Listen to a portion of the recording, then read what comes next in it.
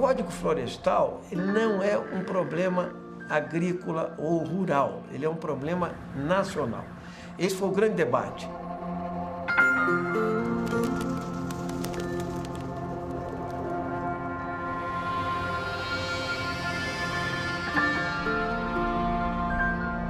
Ele envolve o modelo econômico exportador brasileiro, entende? Ele envolve a maior riqueza que o Brasil tem, que é a sua biodiversidade, envolve política agrária, ou seja, concentração de terra, e política agrícola.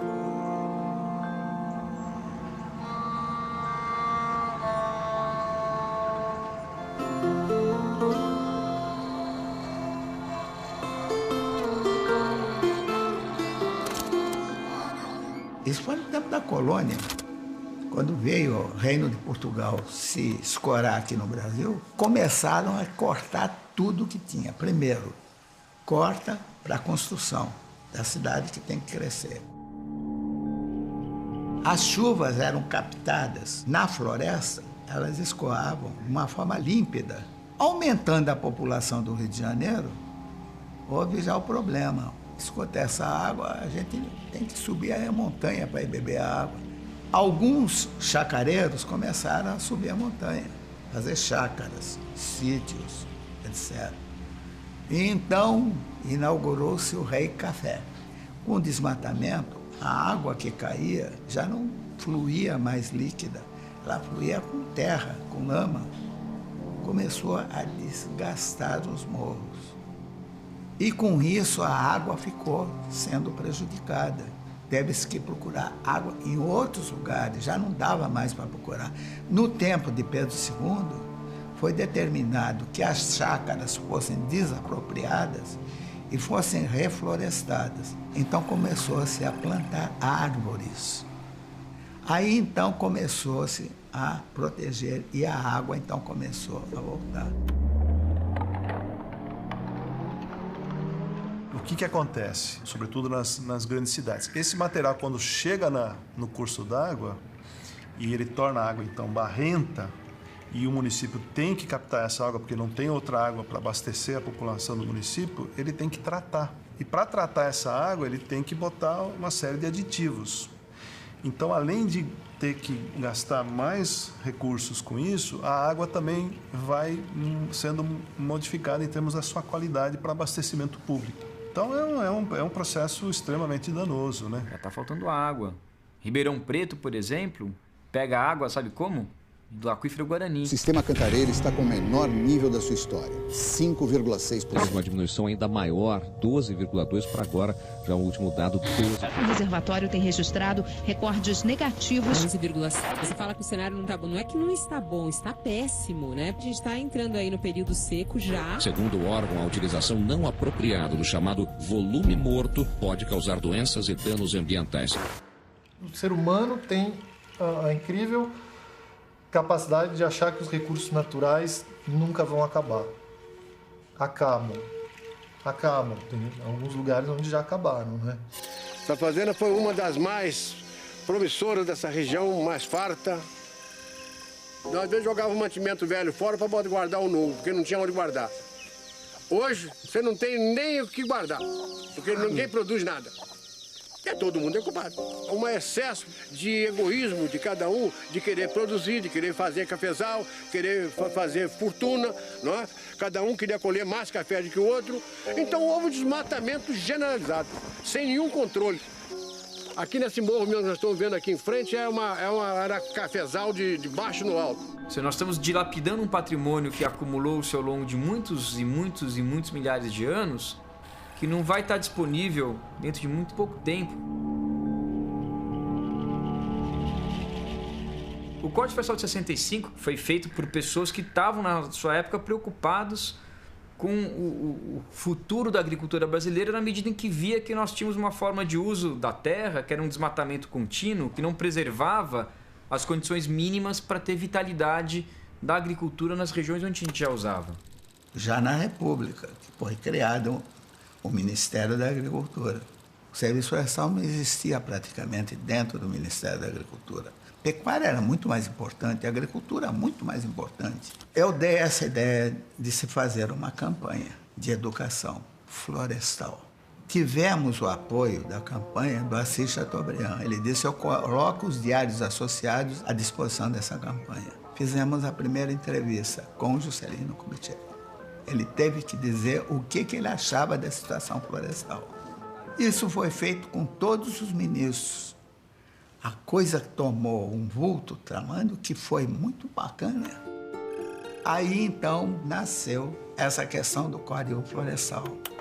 Eu fiz parte durante 7 anos desse Conselho Florestal Federal. Foi no tempo do Jânio Quadros que determinou um grupo de trabalho para fazer o Código Florestal. Para você ver o cuidado que foi feito, basta um só falar discordo, apaga tudo e vamos começar de novo. O nosso foco era fazer um código técnico que trouxesse benefício para todos, indústria, comércio, pequeno agricultor, grande agricultor, seja lá o que for. É necessário. Foi aprovado em 65. Aí o pessoal, é aquela história, velha história, né? Da falta de execução, ou por governadores, prefeitos, ou mesmo secretários, ou mesmo ministros da Agricultura, que não queriam executar. O fato é que nunca foi dado recursos para o serviço florestal poder trabalhar. Na área ambiental e sobretudo na área florestal, a principal punição é a punição administrativa, não é judicial. Ou seja, o fiscal que vai lá, identifica alguém que desmatou e aplica uma multa. Menos de 1% das multas ambientais são pagas. E quem paga, normalmente, são os pequenos e não os grandes. De 65 para cá, o desmatamento foi tão violento na Amazônia que no território de Rondônia, em apenas um ano, se queimou 9% do território. E foi a partir daí, então, que se falou: pô, peraí, vamos fazer um controle aqui, lá no tempo do Fernando Henrique. Foi o maior desmatamento na Amazônia da história do mapeamento do desmatamento no Brasil. Chegou a 29 mil quilômetros quadrados. Pra você ter uma ideia, esse ano foi 5 mil quilômetros quadrados. Em junho de 96 foram 6 vezes mais do que esse ano. E aí a pressão total em cima do presidente, do governo e tal. E aí ele editou uma medida provisória aumentando a restrição de desmatamento em áreas de floresta na Amazônia. Então tinha essa história de que a reserva legal era de 50% das florestas existentes em propriedades rurais na Amazônia, e ele aumentou a restrição para 80%. Reserva legal é uma área do imóvel em que o proprietário deve, obrigatoriamente, manter parte da vegetação nativa, a fim de preservar processos ecológicos essenciais à manutenção de sua propriedade rural. A lógica da reserva legal é manter um mínimo de vegetação nativa por estado, por região, por bacia hidrográfica, né, em função dos serviços ambientais que essa floresta presta para a sociedade, enfim, para a saúde ambiental, para a qualidade ambiental local.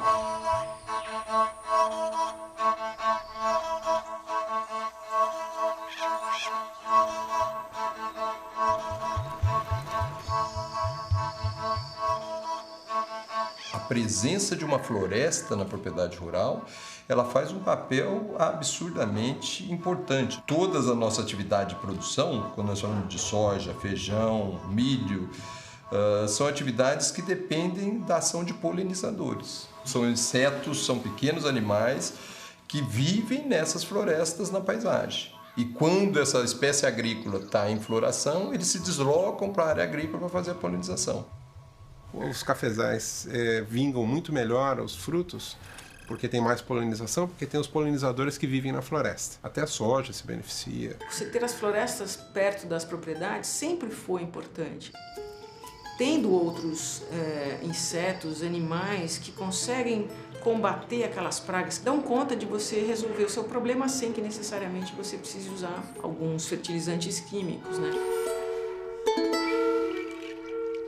A reserva legal é uma expropriação da propriedade privada e eu, que sou o proprietário rural, ainda tenho responsabilidade pela conservação daquela reserva legal. Então são coisas que não tem sentido, mas tudo isso passou pelo bem da defesa do chamado meio ambiente. É como se você que mora na cidade, você compra um apartamento de 100 metros quadrados e a prefeitura diz para você só pode usar 20 metros quadrados, o restante você tem que deixar para as baratas, para os lagartos, para os bichinhos que tem dentro de casa. Floresta é o maior aliado da agricultura. Por quê? O maior insumo da agricultura é água. Né? Você precisa de toneladas de água para produzir uma tonelada de soja. Muitas toneladas para produzir uma tonelada de carne, de bife. Esse é bem conhecido, esse efeito. E agora nós estamos mostrando, já vimos mostrando o efeito da floresta sobre a zona produtiva do Brasil. E não é só Mato Grosso, não. É toda a região meridional da América do Sul, a leste dos Andes. Até a parte central da Argentina recebe a umidade da Amazônia. A depuração da água no ambiente natural ela é feita por micro-organismos. A gente não paga por isso. E essa água boa que a gente tem foi um trabalho aí de denitrificação, um monte de processo químico, que são os micro-organismos que fazem. Não existe incompatibilidade entre agricultura e preservação ambiental. Ao contrário, uma agricultura sábia, ela preserva o meio ambiente, ela na realidade recupera onde ele foi destroçado e ela aumenta a produtividade.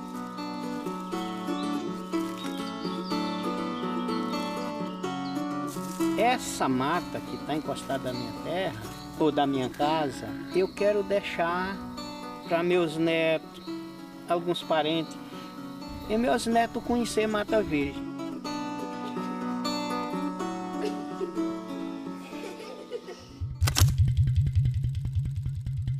Até 2008, até o dia que o presidente Lula fez um decreto exigindo a regularidade ambiental das propriedades, aí obrigou o Congresso Nacional a pegar um projeto de quase 14 anos, 15 anos que estava aqui do Código Florestal e trazer para discussão, porque caso contrário, os Ministérios Públicos Estaduais e Federais passariam a agir com o mesmo rigor e a mesma determinação que estavam fazendo na Amazônia Legal. Uma parte dos parlamentares brasileiros queriam uma nova lei para anistiar os erros dos produtores. Eles queriam assim, olha, tem um problema. Muitos produtores desmataram na margem dos rios, nas nascentes, e ocuparam áreas que não eram permitidas a ocupação. Alguns parlamentares falaram, pronto, vamos mudar a lei, fica todo mundo dentro da lei. A lei estava começando a ser obrigada a ser cumprida, a justiça estava começando a condenar. O presidente da casa criou uma comissão especial para emitir um parecer sobre todas as propostas de mudança do Código Florestal que existiam aqui. A lógica, óbvio, que foi a de desonerar o produtor rural, facilitar a vida dele, regularizar da maneira mais fácil possível.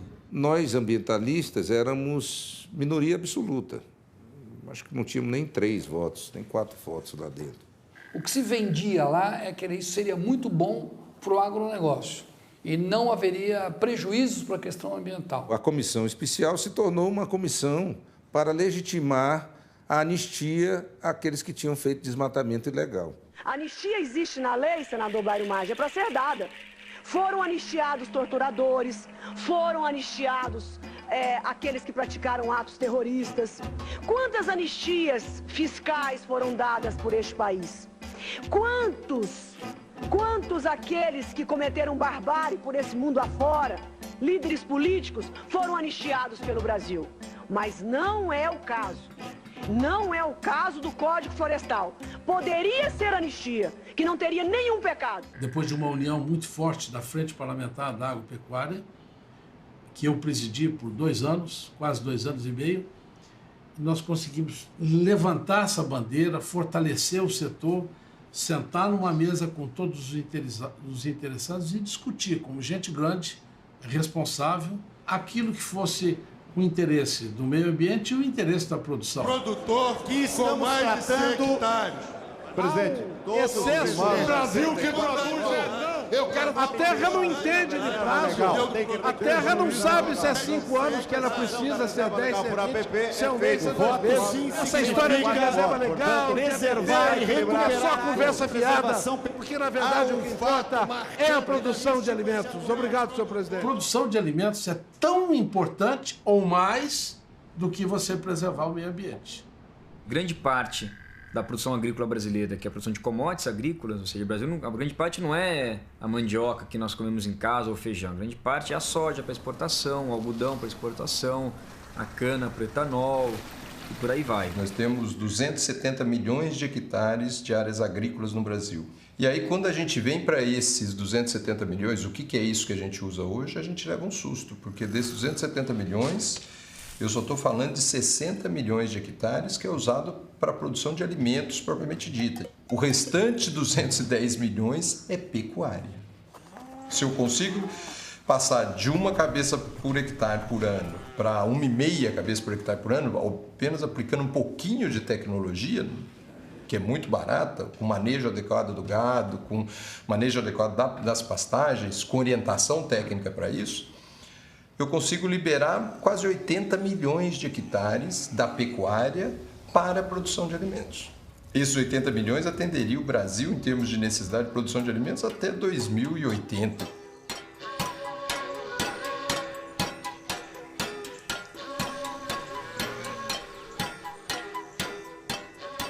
Minha preocupação maior é o custo dessa operação. Porque aqui é importante que a sociedade saiba que apenas o produtor rural está bancando isso. E ninguém indeniza o produtor rural, né, pelo que ele teve que retirar da sua propriedade, da sua produção, para poder fazer um programa de preservação.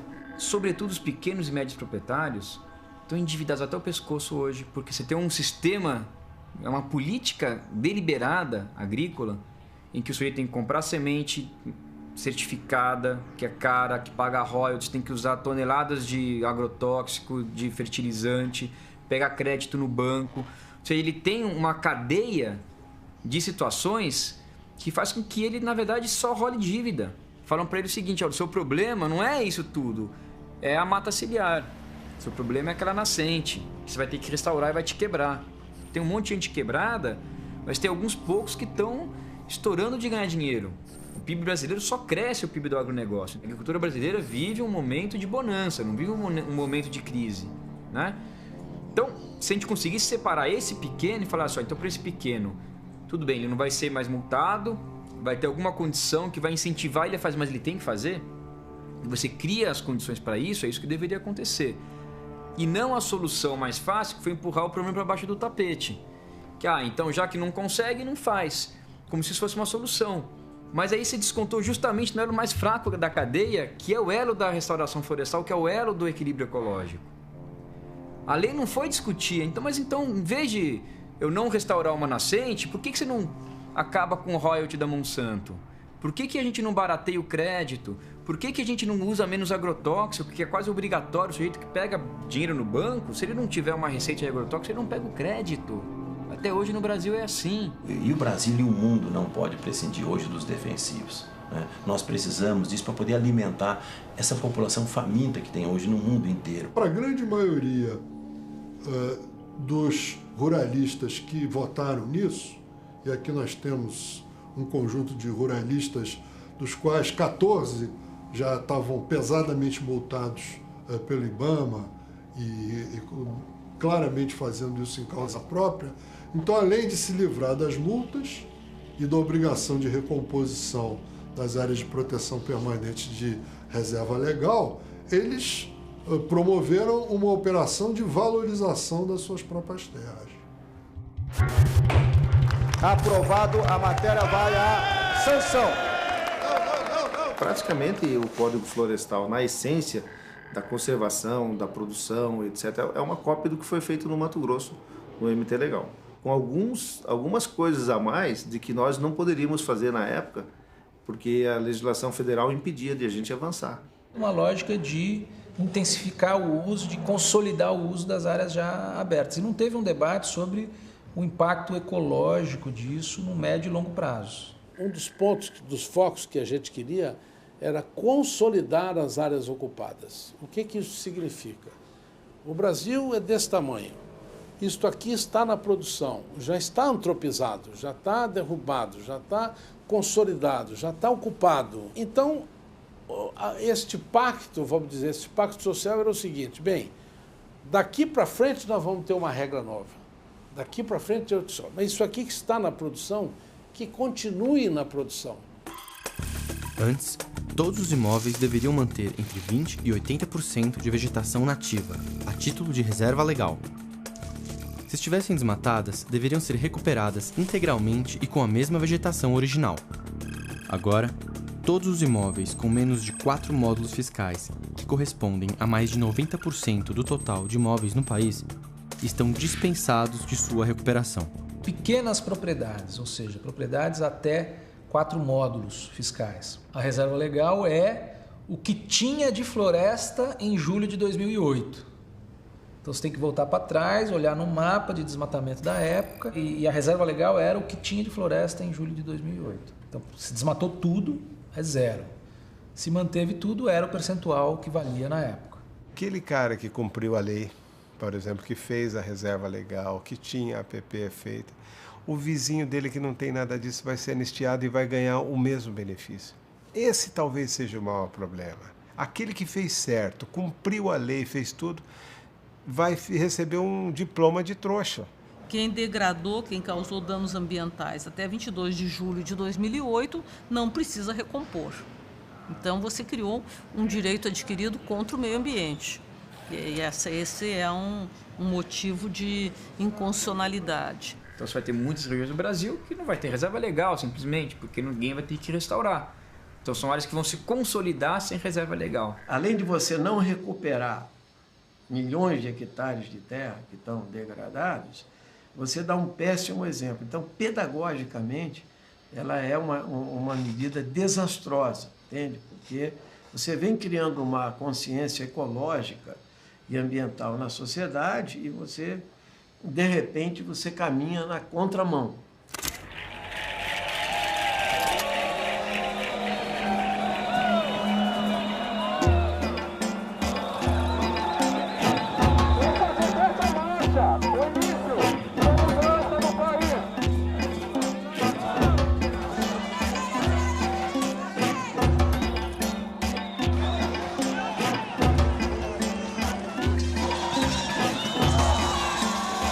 Consultas públicas foram feitas onde cerca de 85% das pessoas não queriam a mudança do código, porque entendiam que o código devia ser discutido muito mais a fundo. Então a gente perdeu porque o sistema político é distorcido. Se ele refletisse o que a sociedade de fato pensa, a gente não tinha perdido, mas a gente perdeu. E aí foi a campanha do Veta Dilma. Presidente, eu vou quebrar o protocolo por um instante só para te fazer um pedido. Veta Dilma.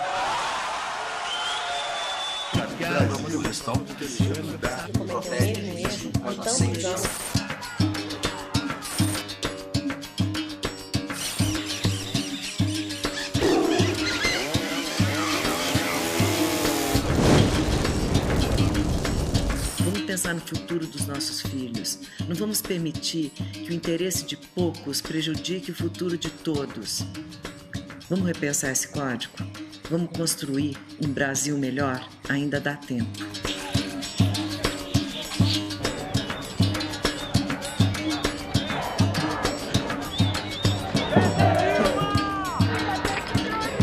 Eu não sou a favor da consolidação dos desmatamentos. Quero dizer a vocês que eu tenho compromisso com o Brasil.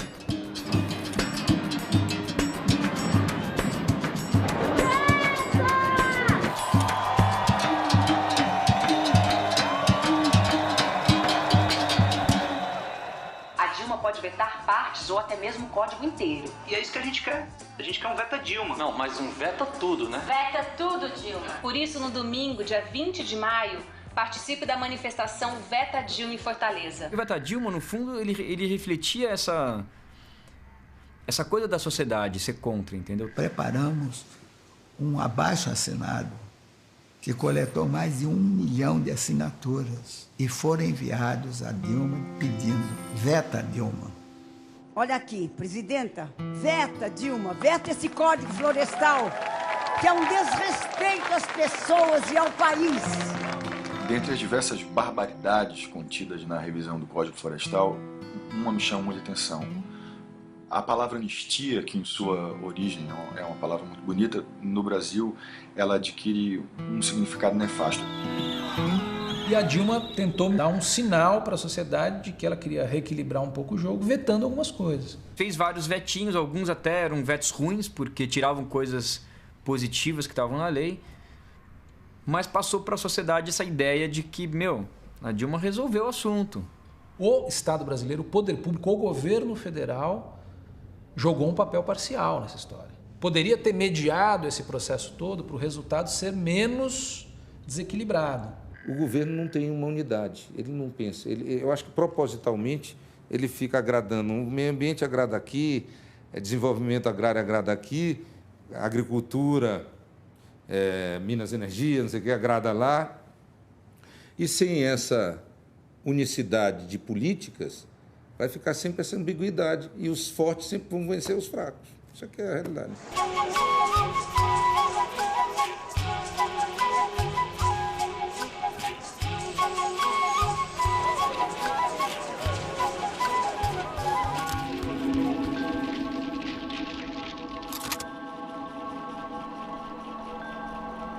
Isso já está gerando efeito hoje. O desmatamento na Amazônia e no Cerrado brasileiro, no ano de 2013, explodiu. Então o Brasil, que vinha de vários anos de queda no desmatamento, sucessivas, voltou a ter um pique, mas um pique grande de desmatamento. Até mesmo na Amazônia, que era o bioma mais fiscalizado, o Cerrado nem se fala. Na Mata Atlântica, o último levantamento feito esse ano também já constatou, pela primeira vez em 5 anos, um aumento do desmatamento. Eu não acredito, na prática, estou falando pelo meu estado, não acredito, não houve isso. Falou-se muito isso na época. Era um dos argumentos que se usava para derrubar a proposta do código. Era, não, isso aqui está anunciando, vão derrubar tudo e tal. É só o anúncio que ia modificar o código, o pessoal já começou o desmatamento de uma maneira horrível, né? E sem precedentes no Brasil. Hoje, pelos satélites, nós sabemos aonde é que é, mas não temos a informação da base ainda por que aquilo aconteceu. Por quê? Porque se passou uma mensagem à sociedade brasileira de que desmatar vale a pena, de que não cumprir a lei vale a pena. Porque depois vai no Congresso Nacional, parlamentares ligados ao agronegócio conseguem fazer um bom lobby e vão mudar a lei. Então, infelizmente, embora não seja necessário, o Brasil continua desmatando floresta, continua desmatando cerrado em áreas grandes, maiores do que qualquer outro país do mundo, mesmo a gente tendo área apta à produção em áreas já desmatadas.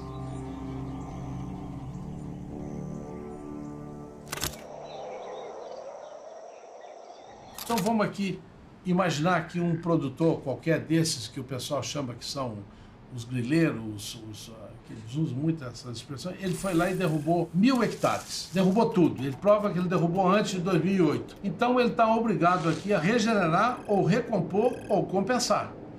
Uma dessas três. Regenerar. Ele vai lá no órgão ambiental, faz o acordo com o órgão ambiental, que é o PRA, que é o Programa de Regularização Ambiental que está previsto aí, escolhe, daqui para trás eu vou regenerar. Passa uma seca, larga para lá, esquece, nunca mais entra, a própria natureza, e na Amazônia funciona. A própria natureza dá conta de trazer de volta.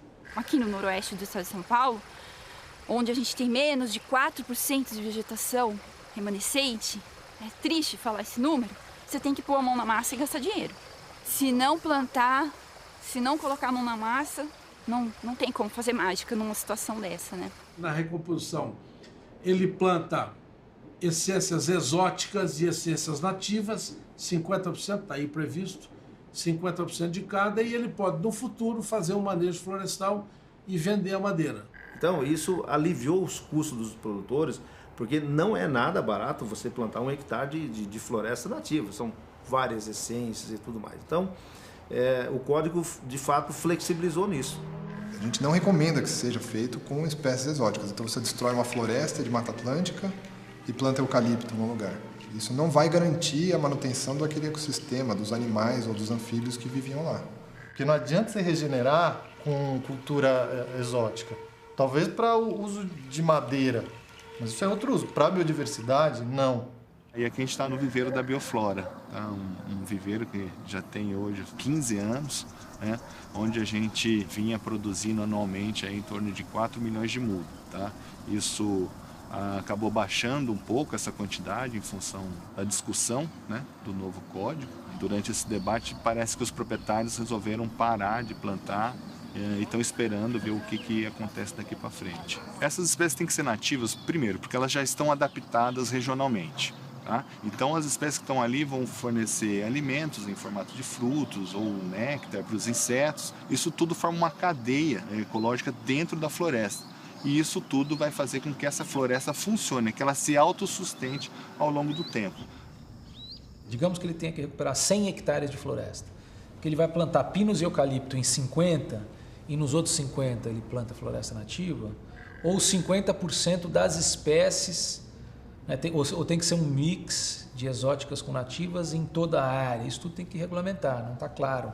E ele pode, a parte que ele não quis recompor, ele pode compensar uma outra propriedade, desde que seja no mesmo bioma. Então, se a fazenda está localizada em Rondônia, ele pode, desde o Amapá, uma parte do Maranhão, do Mato Grosso, aqui, ele pode comprar uma outra propriedade intacta, com a floresta intacta, averbar no registro de imóveis, ele cumpriu com a parte dele.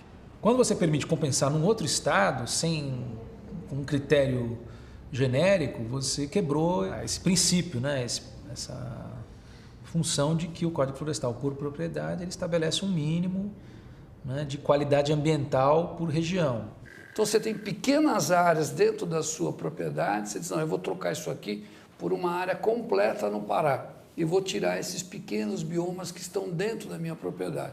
Só que tem um detalhe, esses pequenos biomas muitas vezes seguram a questão da água, a questão dos animais, que não foi sequer levada em consideração no Código Florestal. Esse é um item dos mais importantes. A impressão que se deu na discussão do Código Florestal é que animal nasce em concreto, não nasce em floresta. Porque os animais silvestres, eles obviamente perderam drasticamente. Porque a hora que você coloca fogo numa floresta, você não tem controle de absolutamente nada. Os animais que ali estiverem serão exterminados. Ou seja, se cometeu um holocausto contra a questão dos nossos animais. Imagina se pegar fogo na Mona Lisa, não ia estar na capa de todos os jornais. Cara, a gente está perdendo espécie todo dia. Todo dia. Tem outras que estão caminhando para a extinção e ninguém está falando. Então Isso é um problema gravíssimo, porque perder espécies, você não consegue refazer espécies, né? Algo que demorou milhares de anos para evoluir, você não consegue refazer. E toda espécie tem o seu papel fundamental na comunidade. Se a gente tem um país com 156 espécies de aves globalmente ameaçadas de extinção, esse é um indicador que mostra que as coisas não vão bem em relação ao meio ambiente no nosso país. Não adianta medir PIB e outros indicadores econômicos e mesmo os indicadores sociais. Mas em termos de indicador ambiental, 156 espécies de aves ameaçadas é um número muito preocupante. Ou seja, a situação do Brasil em termos de meio ambiente não está boa. E isso é super importante considerar quando a gente vai mexer na legislação ambiental. E é dever do poder público também evitar a extinção de espécies. Porque a extinção de espécies é causa e consequência do desequilíbrio ecológico, né? Então, é consequência porque o desmatamento leva ao sumiço daquela espécie, mas aquela espécie tem um papel, né, na cadeia ecológica que vai fazer falta. Todo um estudo que prova que a própria sustentabilidade das propriedades são fundamentais que você mantenha áreas de mata nativa, entende? Sobre todos os aspectos, né? E isso acabou gerando uma pressão violenta para você separar o que é APP de reserva legal. O que é uma APP? São áreas mais sensíveis, topo de morro, beira de rio, entendeu? Enquanto que a reserva legal é uma área que você deixa preservada para diversas funções ambientais e ecológicas. Eles fundiram as duas pelo novo projeto. A Dilma não vetou isso aí. Então, se você tinha 20% de reserva legal, 30% de APP, você tinha 50% da propriedade que era intocada. Agora é no máximo 30%. Áreas de preservação permanente. Preservação quer dizer sem uso. Não pode ter uso. No uso você vai prejudicar alguma coisa ali dentro. Vou te dar um exemplo. Construção de estádios de futebol em áreas de preservação permanente. Vou dar um outro exemplo, né? Toda aquela infraestrutura que foi construída para receber o Papa, que eles não vão poder fazer a visita do Papa lá, o Papa vai ter que ir para Copacabana, porque onde eles investiram a grana está um lamaçal só.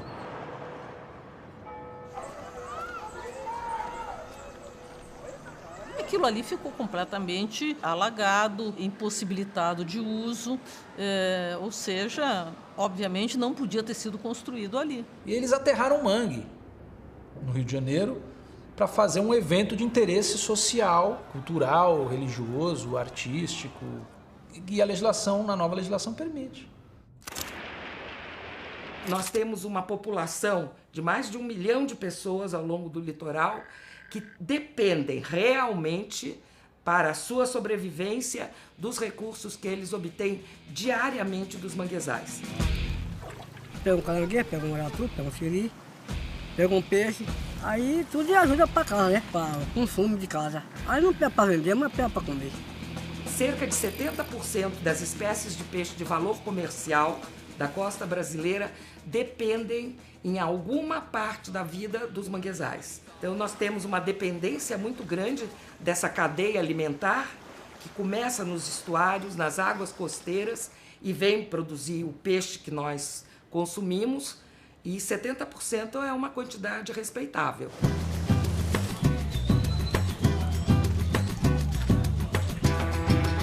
A nova lei diminuiu a proteção aos manguezais. Antes, eles eram considerados áreas de preservação permanente em toda a sua extensão, o que proibia sua ocupação, a não ser em casos excepcionais. Agora, não só todas as áreas já desmatadas até 2008 poderão ser ocupadas por construções, como as ainda preservadas poderão ser parcialmente ocupadas por tanques de camarão ou salinas.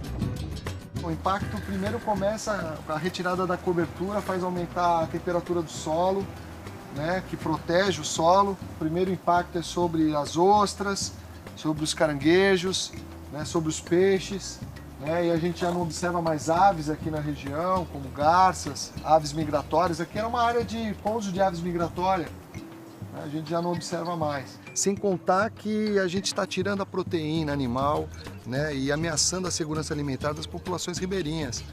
Então, está faltando na conta, na verdade, do Estado, né, contabilizar essas perdas relacionadas ao impacto sobre a biodiversidade. Em função da degradação dos estuários na região nordeste do país, muitos filhotes recém-nascidos de peixes-bois encalham nas praias. E a gente faz um trabalho de resgate, reabilitação e reintrodução. A principal atividade da Associação Peixe-Boi é o turismo de observação de peixe-boi e a observação dos manguezais.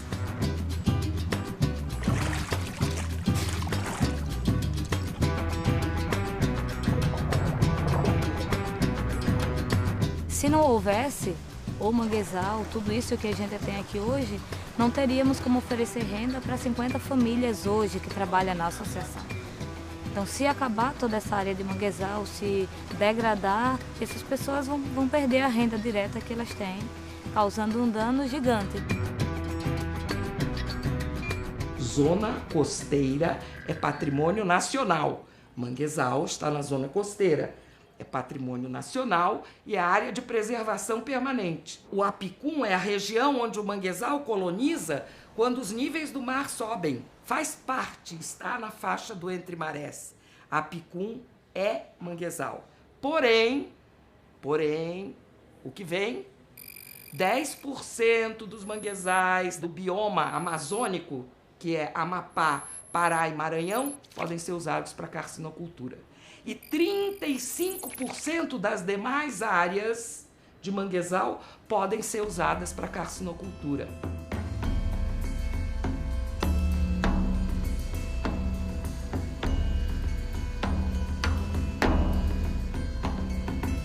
Ao substituir o manguezal pela carcinicultura, nós estamos falando de desemprego. Geramos um emprego para a carcinicultura e deixamos no mínimo 4 pessoas sem emprego. Então quem pescava ali, quem tirava caranguejo dali, quem tinha outros usos econômicos não vai poder utilizar ali. como prejudica o restante do manguezal também. Porque joga uma série de produtos químicos, de antibiótico, de fertilizante e tudo mais que polui o resto do manguezal e você altera fortemente a dinâmica ecológica ali, prejudicando todo o uso do manguezal no entorno daquelas áreas. Essa espécie que se produz aqui, ela é exótica para a região. Ela não é uma espécie nativa, é uma espécie altamente voraz, que compete com a espécie nativa e que a gente ainda desconhece o verdadeiro impacto se ela vir a colonizar aqui nosso litoral. Cultivo de camarão marinho não precisa ser feito no manguezal. Ele pode ser criado na área do interior do Nordeste, em água salobra. Funciona muito bem. É no manguezal é que nós temos prejuízos ambientais tremendos.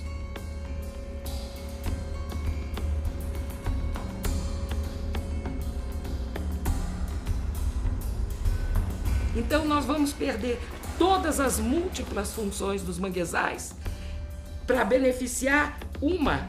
É uma forma de privatização de recursos, na verdade, para ricos em detrimento dos pobres que utilizavam aquela área.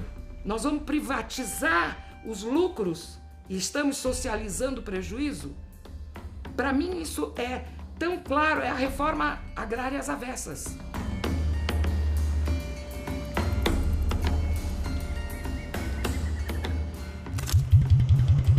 Eu tenho a lei que vai me autorizar ou não a construção, a ocupação de uma área, mas tem que ter um estudo para determinar ou para tentar mostrar para o poder público quais os problemas que essas áreas podem oferecer. Só na cidade de São Paulo, por exemplo, 407 áreas de risco mapeadas em 2010 agora pelo IPT, né? Então é muita gente morando em áreas que podem dar algum tipo de problema.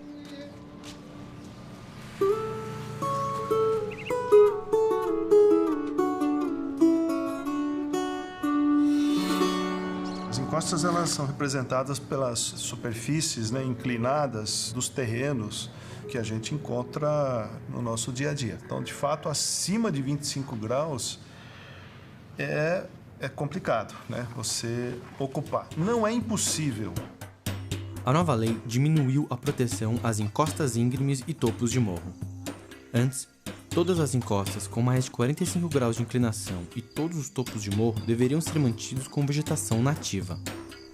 Agora, todas as encostas com mais de 45 graus de inclinação e todos os topos de morro irregularmente desmatados até 2008 poderão permanecer como pastagens ou plantações. Se você intervém numa encosta, modificando o padrão de circulação das águas superficiais, modificando as condições ali do solo, removendo a vegetação, aquilo você está criando uma situação de instabilidade. Às vezes uma área dessa é uma oportunidade de moradia. Então não importa se ele está no topo, na porção intermediária da encosta, se tem 45 graus. O solo que está ali, que se desenvolveu naquela encosta, ele às vezes acaba sendo removido, né, por erosão, né, às vezes até por escorregamentos, né, que são processos mais rápidos, né, então aquela chuva concentrou e...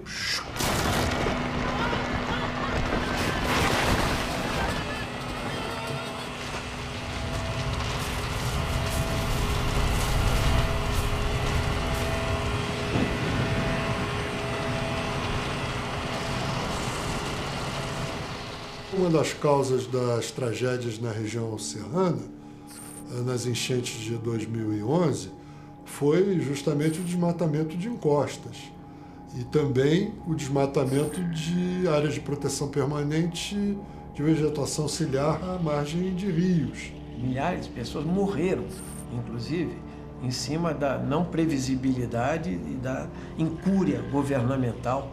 Foi permitir pousada na beira do rio e foi permitir o desmatamento até para moradia em áreas de alto declive. Isso facilitou que o rio transbordasse, saísse, fosse para outro lugar, devastando tudo que encontrava pela frente.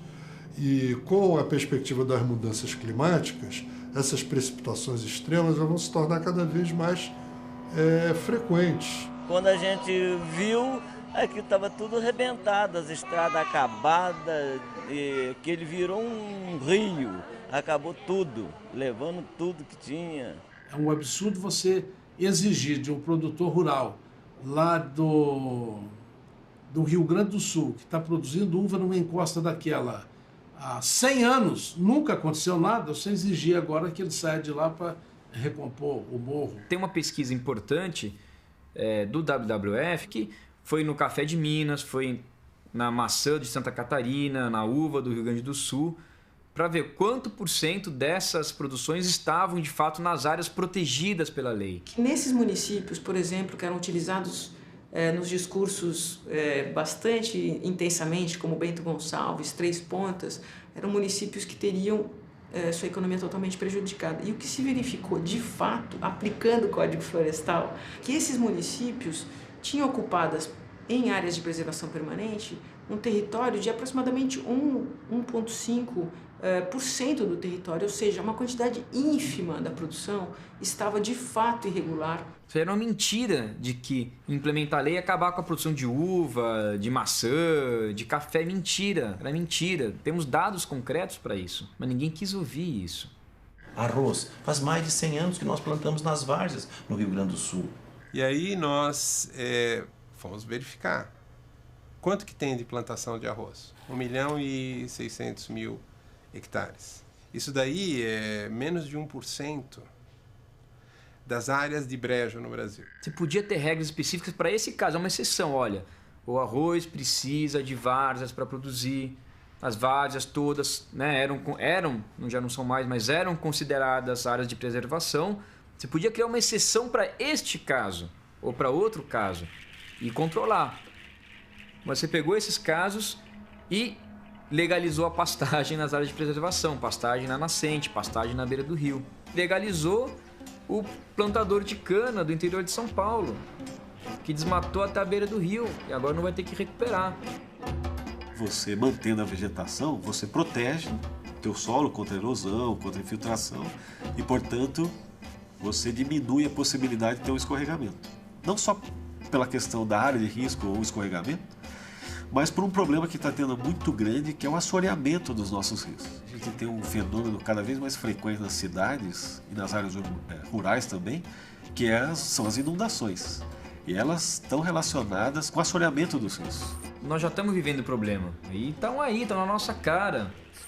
Quando tem uma chuva e desliza terra no Rio de Janeiro, Santa Catarina e tudo mais, isso é o Código Florestal sendo aplicado, é o novo código sendo aplicado na prática. É aí, tá lá. Deslizou por quê? Não tinha floresta. Inundou por quê? Estava na beira do rio. Inundou por quê? Porque aquele rio já está assoreado, então quando chove não segura mais tanta água, transborda. Isso foi dito, tu não sabia disso.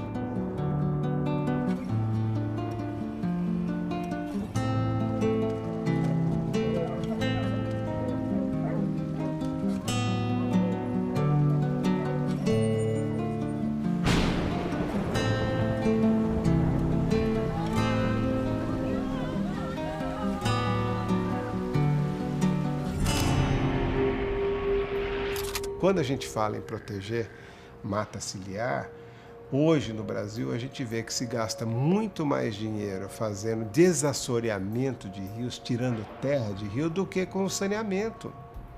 É um desvirtuamento completo da natureza do rio, né? O saneamento é obrigatório, tem a ver direto com o impacto na saúde. O maior benefício que uma comunidade tem, a água é a vida, e nós estamos perdendo isso. E a gente às vezes não percebe isso nas pessoas, porque acostumado, abre a torneira, não olha o que está atrás disso. Os rios estão completamente expostos porque a gente se acomodou àquele gesto. Agora, faltou água, eu xingo a mãe do prefeito, eu xingo todo mundo, mas não vou ver como é que está a situação desse manancial. São Paulo agora passou por esse susto.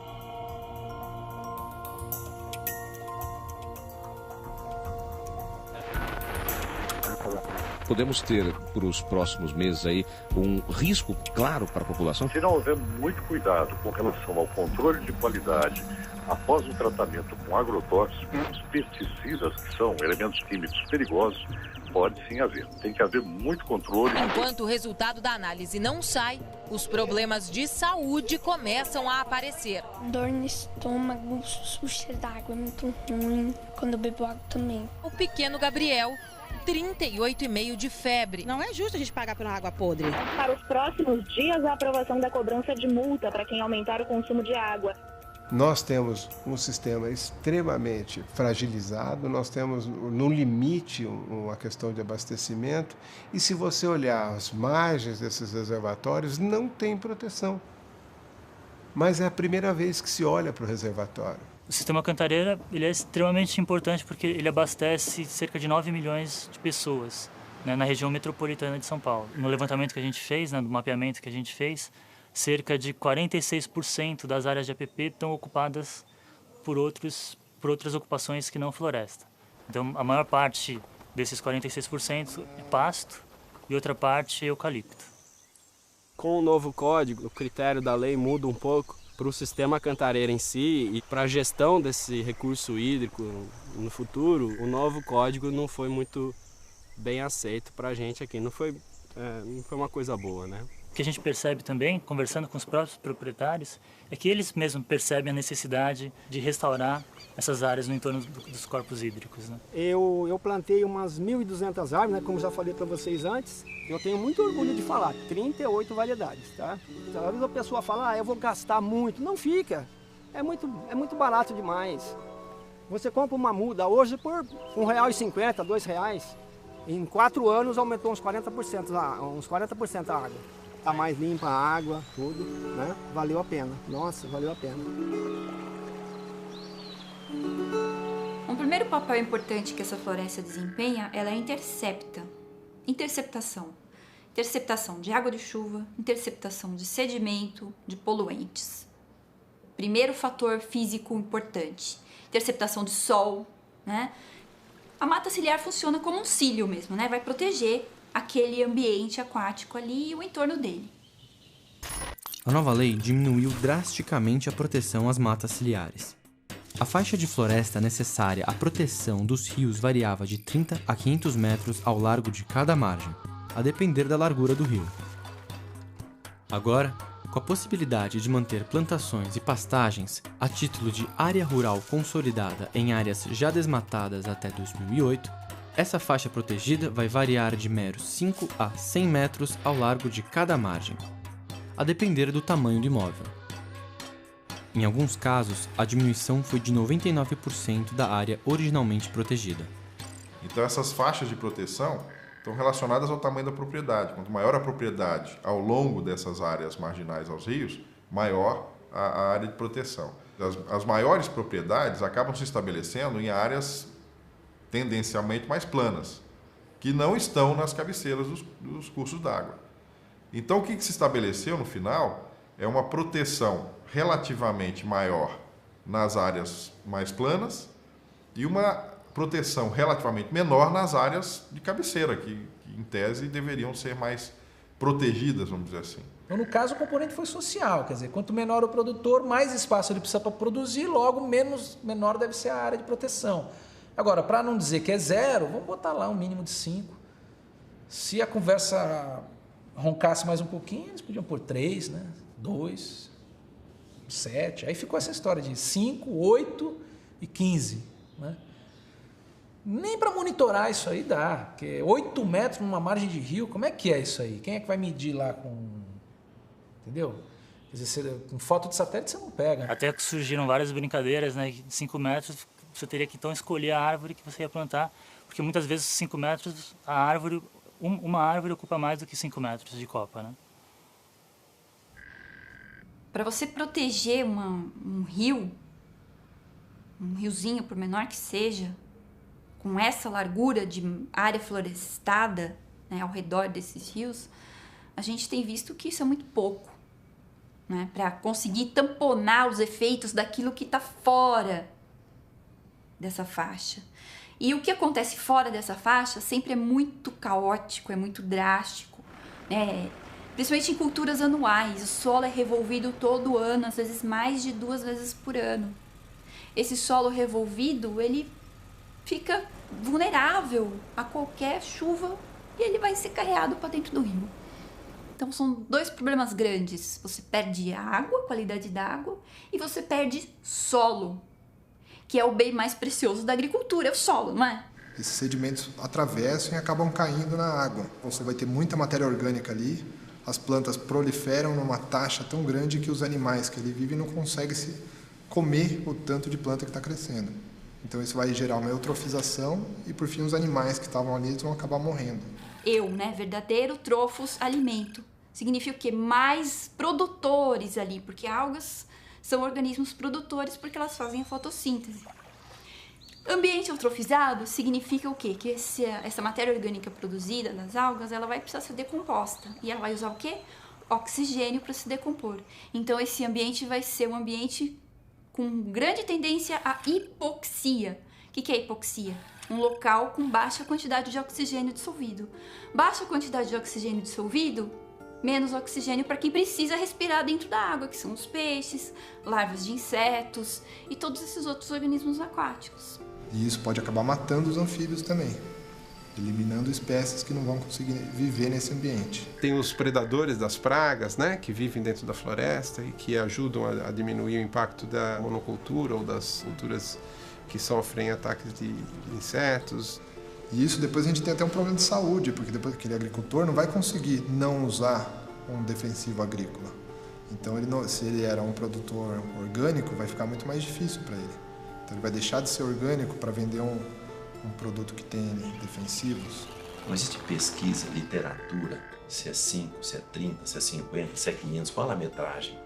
Foi arbitrada num determinado momento. Alguém, né, passou, que era de 20 a 100, passou de 30 a 500. Foi um número. Ou seja, formalmente o sujeito vai estar legalizado. Vou ter 5 metros de mata ciliar.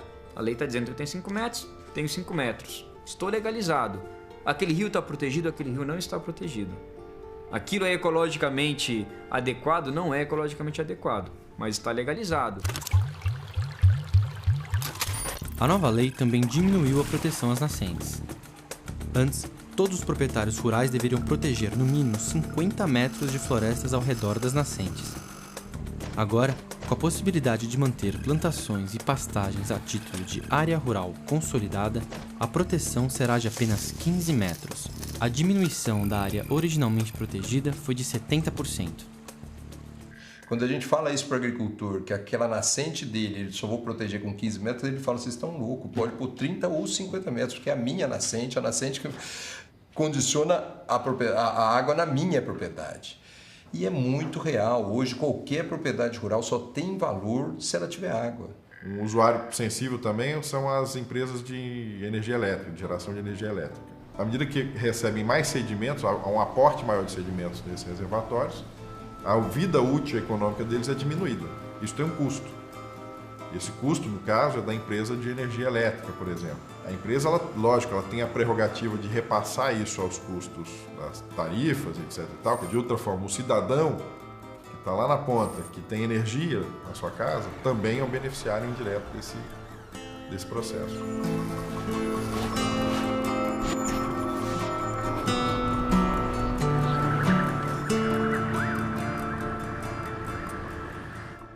A Itaipu é a maior geradora de energia elétrica do mundo e ela é exatamente a maior geradora porque tem a prodigalidade das águas do Rio Paraná. Se nós não tivéssemos o fluxo intenso e a riqueza de ter um rio perene, nós não teríamos esses recordes que Itaipu bate, gerando 19% de toda a energia que o Brasil consome. É preciso que todos os reservatórios e os rios tenham esta cobertura florestal, isto é, que as suas margens estejam protegidas com reflorestamento ou mantendo a mata, porque isso é uma extraordinária possibilidade de manter a qualidade da água, mas ao mesmo tempo manter a abundância da água. São 104 mil hectares que rodeiam o reservatório de matas reflorestadas, 90% com espécies nativas e mais as reservas e refúgios.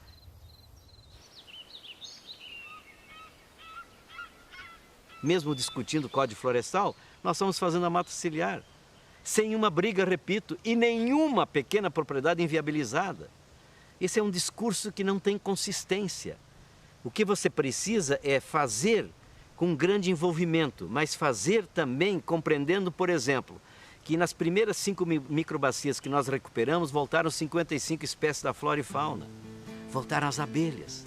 E a região hoje é um polo de produção de mel, inclusive mel da abelha jataí, que é uma abelha que não pica, a nossa abelha nativa. A cooperativa hoje tem 401 pontos de venda de mel no Brasil. A cooperativa funciona o seguinte, ela é um suporte comercial da agricultura familiar. Na realidade, a agricultura familiar não vive só da apicultura, ela vive de vários produtos diversificados ao mesmo tempo, que você preserva o meio ambiente e preserva a mata ciliar.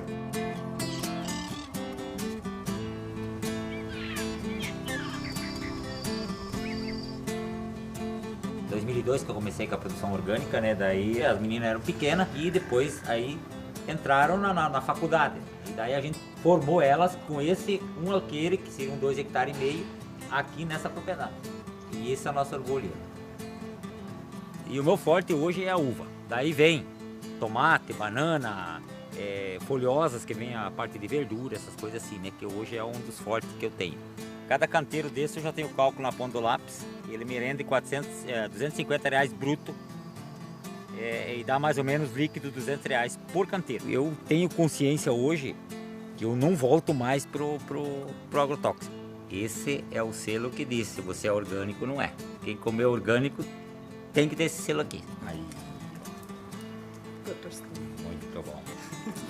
O pessoal do Itaipu veio e parte da prefeitura, município ali, né? Daí eles fizeram um projeto ali para ficar os 30 metros, né? Eu peguei, reflorestei os 30 metros, né? Foi cercado. E hoje a gente aproveita, né, a água. Há quantos anos ficou sem preservação, né? Os animais chegavam perto da água e se sujavam, né? E com isso hoje aumentou a água já, né? Os animais voltaram, né? Daí eu uso essa água para irrigação, né? O mais principal bem para sobreviver aqui é a irrigação, né? Essa água aqui é uma mina de ouro. Hoje os animais aí sobrevivem só por causa da água, né? Porque tu pode irrigar, né? Não falta passo, né? Sem a água ali é difícil viver numa área pequena, né? Por isso o máximo tem que preservar a água, né? Porque a água é tudo, né? Se você for pensar, antigamente a gente não tinha problema de água. Segundo os pessoal que morava por aqui na nossa região, tinha água em abundância. Então os exemplos são práticos, onde a gente restaurou, fez a mata ciliar, recuperou as minas, está atendendo várias famílias, não só uma, que nem essa aqui, na época atendia uma família só, hoje ela está atendendo 14 famílias. Então vale a pena a gente investir e fazer essa restauração. Então a mata ciliar seria para proteger as nascentes, porque como é que 15 metros logo a enxurrada entra nessas nascentes, então deveria ter uma metragem maior para poder proteger mais a água da chuva, não assorear tanto essas nascentes.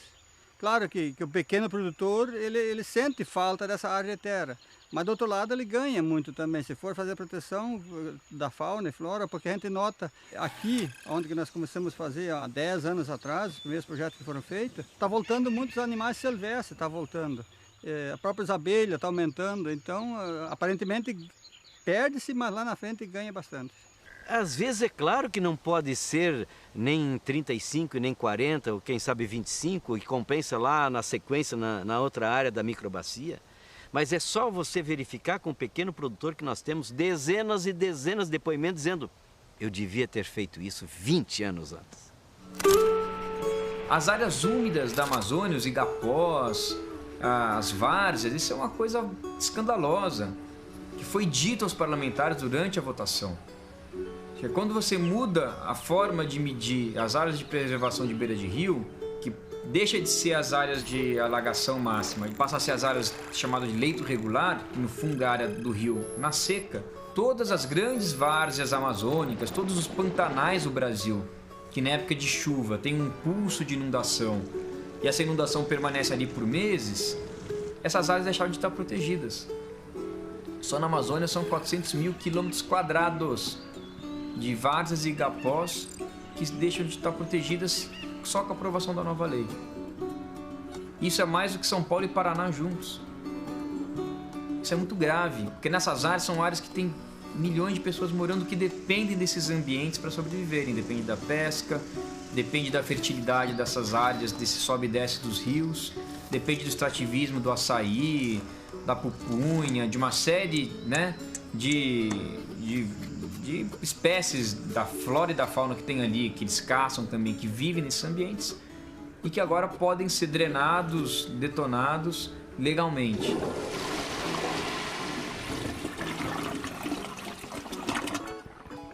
Nós estamos falando da água. A água é a mesma coisa que o sangue para a paisagem. Então, a paisagem é como se fosse o seu corpo e a água que perflui a paisagem é como se fosse o sangue. Então, os rios são o sistema venoso que traz de volta aquilo, ou pro oceano, né, no caso. E o que traz para dentro desse corpo digamos, a água fresca, chuva, são os rios aéreos, rios voadores, que é outra coisa que a gente trabalha aqui também. Tem duas cidades. Uma chama Querência, a outra chama Lucas do Rio Verde, no Mato Grosso. Estão na mesma latitude, 400 quilômetros de distância uma da outra. Uma está aqui, na região, era floresta, foi toda desmatada, e a outra está aqui numa área mais interna, a oeste do Parque do Xingu. E a gente mostra que os rios voadores que chegam em Querência, eles vêm da região da Bahia, tal, que é a região árida, a região seca. Passam pela região desmatada, que já foi Amazônia, já foi Floresta Verde, e chegam em Querência. E os rios aéreos que abastecem Lucas do Rio Verde fazem um trajeto muito parecido, aí passam por 100 e tantos quilômetros da reserva do Xingu e chegam em Lucas do Rio Verde. Simplesmente esses rios transitarem sobre uma área protegida faz com que Lucas do Rio Verde tenha 2 meses a mais de chuva por ano. E eles têm segunda safra, que Querência não tem.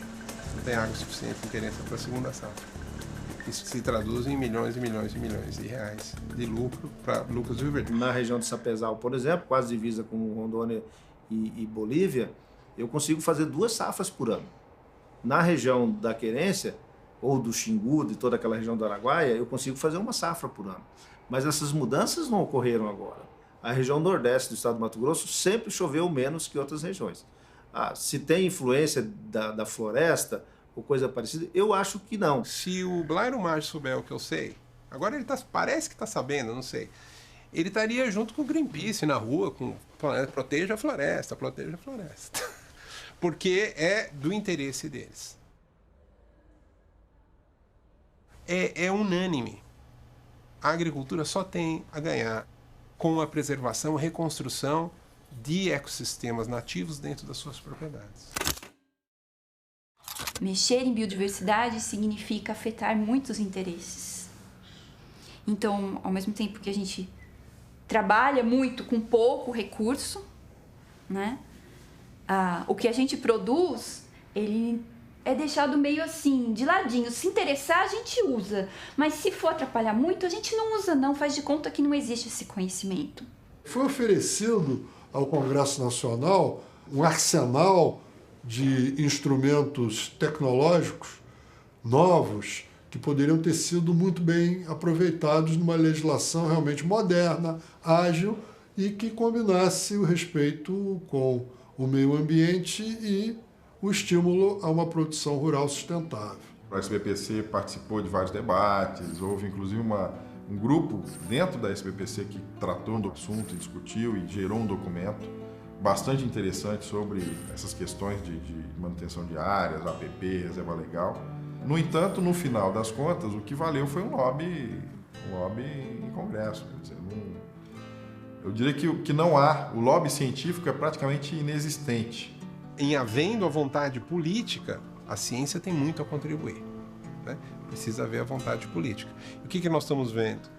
Que a vontade política está atrelada aos interesses com forte raízes ideológicas, não necessariamente no interesse da sociedade ou do Brasil.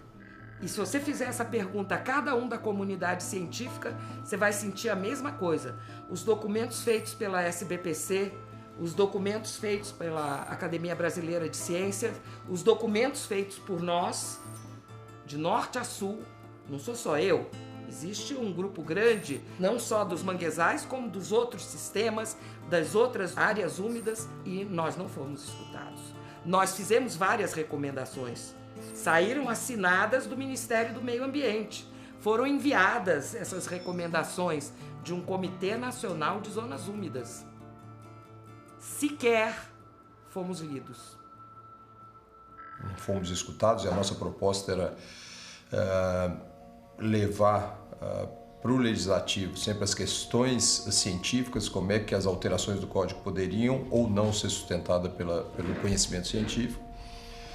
E na Câmara esse conhecimento científico foi praticamente ignorado e não era nem a intenção de usá-lo. Houve uma grande mobilização da comunidade científica para tentar mostrar o porquê não fazer isso. O porquê não diminuir essa área florestada na APP, o porquê não de ter espécies exóticas no meio da reserva legal.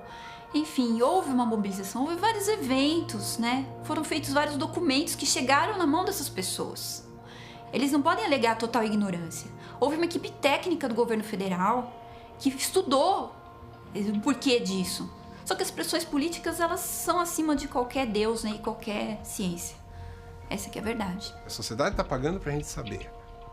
Enquanto todas as pessoas que pagam impostos estão muito ocupadas com a sua lide diária, estão gerando dinheiro, cuidando dos filhos, etc., nós estamos aqui na frente do computador pensando. Nos permitem isso, porque pagam o nosso salário, certo? Então é uma obrigação ética básica, fundamental, filosófica, de dar o retorno para a sociedade. A maior parte da população brasileira se manifestou contra essa revogação. E mesmo assim, os parlamentares lá, majoritariamente, revogaram o código.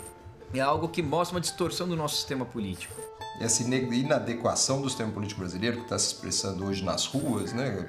A população acordou para essa inadequação, essa corrupção maluca, essa distribuição de cargo maluca, ela também se expressou no Código Florestal. Esse sentimento de traição dos parlamentares que fazem uma sacanagem por interesses corporativos, acho que isso motivou as pessoas a irem para a rua. O povo é que vota. Eu estou aqui em Brasília porque alguém me votou em mim. Então, o povo é que tem que saber escolher melhor os seus representantes.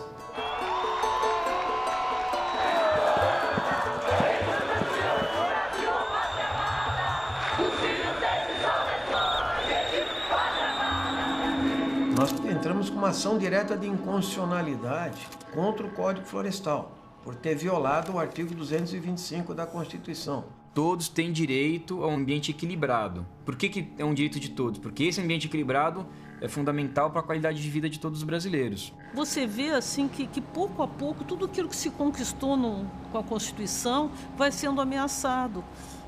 Como se você tivesse tido um grande momento de cidadania e a partir daí isso começasse a vir sendo atacado, não é? Paulatinamente, através de leis federais, de leis estaduais. A lógica da prevenção, da preservação, da conservação, ela foi violada pela essa anistia, entende, pelas diversas flexibilizações que foram conseguidas pela bancada ruralista lá no Congresso Nacional. Foram tantas as barbáries que foram cometidas contra a natureza e contra a sociedade que ela não vai ter como parar em pé, porque não se sustenta, não tem como você falar tem que envenenar, tem que contaminar o rio, tem que derrubar a floresta, não tem nada que sustente isso. E você tem uma Constituição acima de uma lei menor, quer dizer, você tem algumas leis pétreas, né? E o caso da Constituição, que estão acima de discussões específicas. Tem um parágrafo lá que fala o seguinte: é dever do poder público restaurar os processos ecológicos fundamentais. Se um ambiente equilibrado é fundamental, aqueles lugares em que está desequilibrado e, portanto, gerando problemas à nossa qualidade de vida, é dever do Estado brasileiro restaurar os processos ecológicos fundamentais. Ou seja, aqueles processos ecológicos que vão garantir, né, um ambiente equilibrado e, portanto, chuva na época certa, na quantidade certa, o rio correndo da forma correta, que a gente pode beber essa água, enfim. Por dividir em 3 ações diretas de inconstitucionalidade, porque, na verdade, a gente impugnou 53 dispositivos do Código Florestal, e o Código Florestal ele tem 84 artigos, nós impugnamos 53, então era muita coisa. Então nós pegamos e dividimos em 3 temas. A primeira, então, foi reserva legal, a segunda foi aquela questão da consolidação dos danos ambientais ocorridos até 22 de junho de 2008, e a terceira foi as áreas de preservação permanente. Agora, espero que saia da questão política, né, que foi a questão da Câmara e do Senado, então não teve nenhuma inserção científica nessa discussão do Código Florestal na Câmara e do Senado, e também pouca no Executivo, e que agora tenha essa visão mais científica e não política no Supremo Tribunal. Então, essa é a nossa esperança.